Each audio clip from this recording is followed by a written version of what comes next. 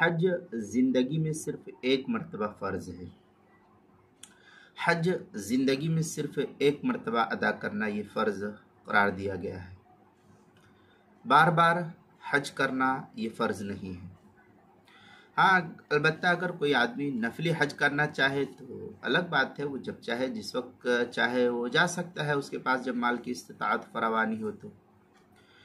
حضرت عبداللہ ابن عباس رضی اللہ تعالیٰ عنہما فرماتے ہیں کہ ایک مرتبہ نبی اکرم صلی اللہ علیہ وسلم نے ہمیں خطاب کرتے ہوئے ارشاد فرمایا، اے لوگو، اللہ تعالیٰ نے تم پر حج کو فرض فرمایا ہے۔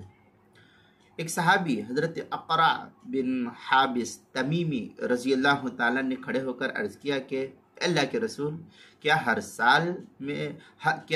سال میں حج فرض ہے؟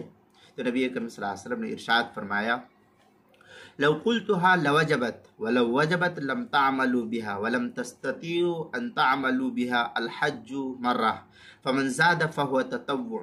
یہ ابو مسند امام احمد ابن حنبل کی روایت ہے، اور ابو داؤد شریف میں بھی اس کو نقل کیا ہے۔ تفسیر ابن کثیر مکمل میں صفحہ 253 پر ہے، جس کا مطلب یہ ہے کہ اگر میں ہاں کہہ دیتا تو ہر سال حج جو ہے یہ فرض ہو جاتا، اور اگر ایسا ہوتا تو تم اس پر عمل نہ کر پاتے، اور تمہارے بس میں بھی یہ نہیں تھا کہ تم اس پر عمل کرتے۔